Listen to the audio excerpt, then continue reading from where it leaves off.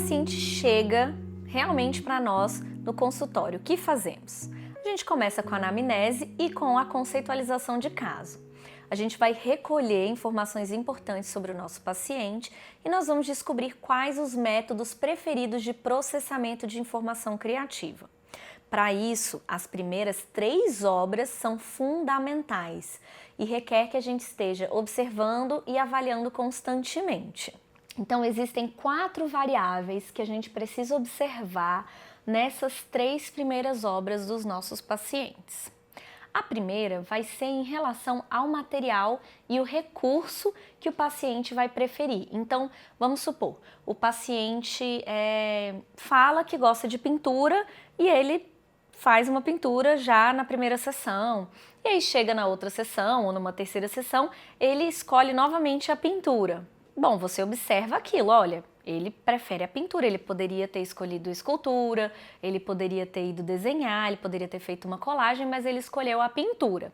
Então isso é um dado muito importante para nós, principalmente no início do tratamento. Isso quer dizer que existe uma zona de conforto do paciente com essa função, que é a função, por exemplo, afetiva. Enfim, aí você vai precisar analisar melhor, né, mais para frente, quais são as funções, mas como é pintura, eu tô trazendo quais seriam as possíveis funções. Pode ser perceptiva, pode ser simbólica, enfim, vai depender da atividade que você escolher. Mas lembra que você vai precisar anotar, observar quais são os recursos expressivos que o seu paciente escolhe no início do tratamento. Segunda variável, a gente vai precisar ver, observar o uso excessivo das funções dentro do contínuo da arte-terapia expressiva. Então vamos supor, o seu paciente, ele sempre pinta, mas ele pinta com o dedo. Então ele trabalha muito com o sinestésico, ele vai e trabalha com o corpo, ele faz pinturas muito intensas, né?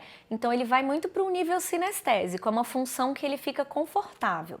Então a gente pode ter, ele gosta de pintura, né, que é o material expressivo, é a tinta, o papel, mas ele não usa o pincel, ele usa a mão, ele gosta de pintar com a mão, ou com o dedo, enfim, né, principalmente se é criança. Então você já tem mais um dado importante, que ele permanece muito na polaridade da sinestesia, do movimento.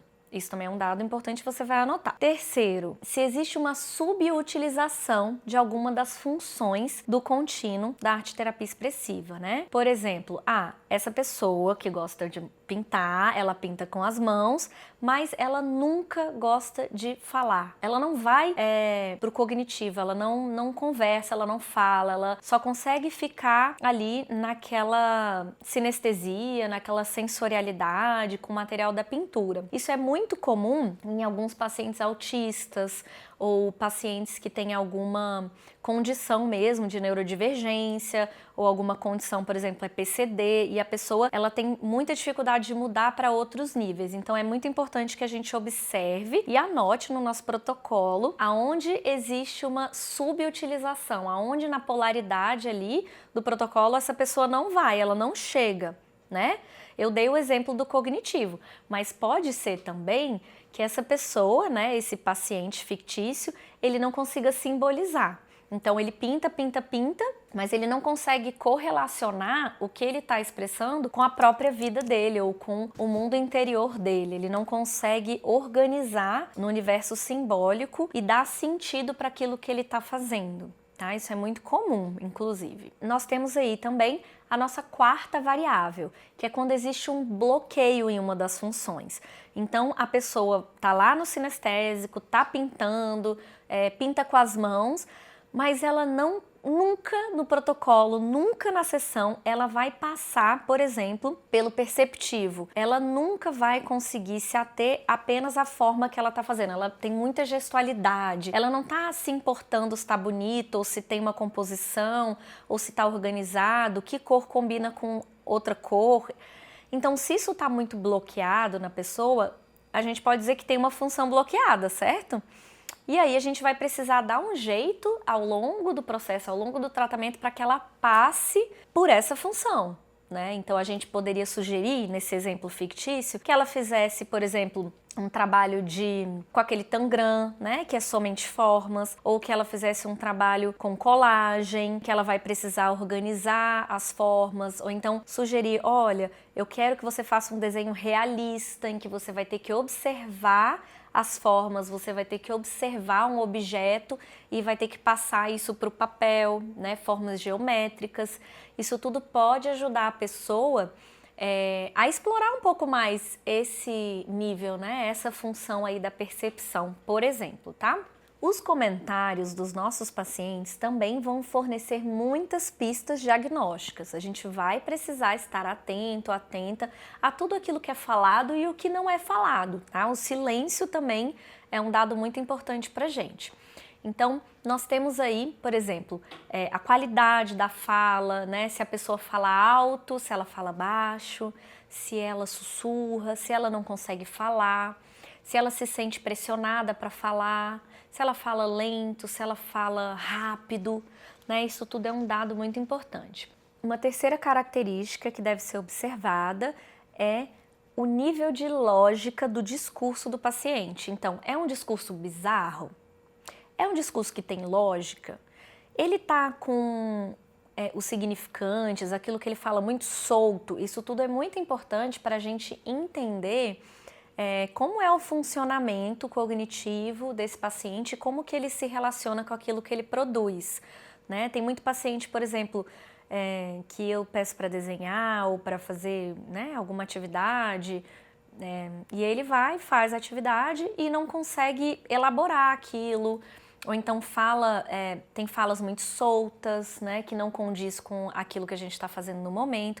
Então a gente vai precisar também observar e anotar tudo aquilo que é dito e que não é dito. E aqui vai uma informação muito importante para quando a gente está fazendo a nossa conceitualização de caso. Existem dois tipos de atividades: as atividades simples e as atividades complexas. As atividades de alta complexidade são aquelas em que o paciente vai precisar de 3 ou mais etapas para sua conclusão, tá? Elas são bem complexas e muitas vezes ela vai precisar ser feita em mais de um atendimento. Então a gente diz complexa justamente pelas etapas. Não é se é difícil para o paciente realizar ou não, tem a ver com as etapas e o tanto de funções que ela vai ativar. Eu vou trazer aqui um exemplo para vocês de uma atividade que poderia ser dita como atividade complexa. O paciente chega para você e você pede para ele, tá? É uma atividade diretiva. As atividades complexas são diretivas, direcionadas. Você pede para o paciente para detectar, definir um problema atual da vida dele. Então, vamos supor que o fulaninho fala que ele tá com problema no casamento, por exemplo. Aí o segundo passo seria dividir o problema do fulaninho, né? Você vai pedir para ele dividir em partes e componentes diferentes. Isso pode ser feito de forma física mesmo, por exemplo, pegar um papel, pegar um EVA e picotar e separar em partes mesmo, ou poderia ser feito de uma forma escrita, enfim, a atividade você que vai escolher, né, ou o paciente. E depois atribuir a cada componente uma cor ou uma forma, por exemplo. Depois seria anotar as tarefas e reunir os materiais. Depois, um quinto passo seria guardar as tarefas, guardar aqueles materiais separados, fazer uma colagem com os materiais coletados, né, com cores, com formas. Enfim, eu tô dando um exemplo bem amplo aqui para vocês entenderem como que é uma atividade complexa. Ela tem vários passos e nem sempre ela vai terminar na mesma sessão, tá? E aí, no final, você poderia usar essa imagem que foi criada pelo paciente, né, para que ele possa, enfim, falar, elaborar ou encontrar uma solução para aquele problema que ele está trazendo. É uma atividade complexa e direcionada. Já as tarefas de baixa complexidade, elas vão exigir relativamente pouca reflexão, poucos passos, né? A gente tem entre 1 e 2 passos ali para a atividade se completar e muitas vezes elas podem começar e terminar em uma única sessão. A gente tem como exemplo a pintura com o dedo, a gente tem o trabalho com argila, a gente tem a aquarela, o desenho, todas as atividades que são mais comuns e mais conhecidas como atividades criativas. Então, o paciente quer desenhar, ele pega os materiais, ele faz o desenho dele, né? Depois vocês podem conversar sobre aquela atividade, mas não existem muitos passos. tá bom? Então não é uma atividade complexa, ela é relativamente fácil. Tá, e por que a gente precisa entender as diferenças entre as atividades na arte-terapia? Por quê? Uma atividade complexa, ela vai exigir um trabalho cognitivo maior do paciente. Ela pode, inclusive, fazer com que o paciente foque tanto naquela atividade que ele abstraia aquele problema ou aquilo que está acontecendo com ele, né? As situações estressoras. É também muito legal a gente trabalhar com atividades complexas com o paciente quando a gente precisa sobrecarregar a memória de trabalho dessa pessoa. Então, a memória de trabalho ela vai estar tão sobrecarregada que a pessoa vai conseguir elaborar e processar os problemas. As tarefas de alta complexidade, elas vão exigir do paciente um trabalho maior no nível cognitivo. E as tarefas de baixa complexidade vão acessar com mais facilidade o nível afetivo, ou seja, os afetos do paciente. Então esse é um dado muito importante na hora da gente fazer a conceitualização de caso e o plano de tratamento, principalmente porque a gente vai ver se o paciente ele tá com bloqueio, né, no nível afetivo, ou se para ele é mais fácil ir para o cognitivo, falar, elaborar, tá? Para a gente tentar integrar as funções, as polaridades e melhorar o processamento criativo no contínuo da terapia com o ETC. Depois que você tiver todo o resultado dessa primeira avaliação, você vai poder definir os próximos passos, né? Então, primeiro, quando e como você vai introduzir novos materiais e novas funções no tratamento do seu paciente. Quais serão esses novos materiais, né? E se eles vão ser mais resistentes, mais fluidos, se serão atividades complexas ou se serão atividades simples.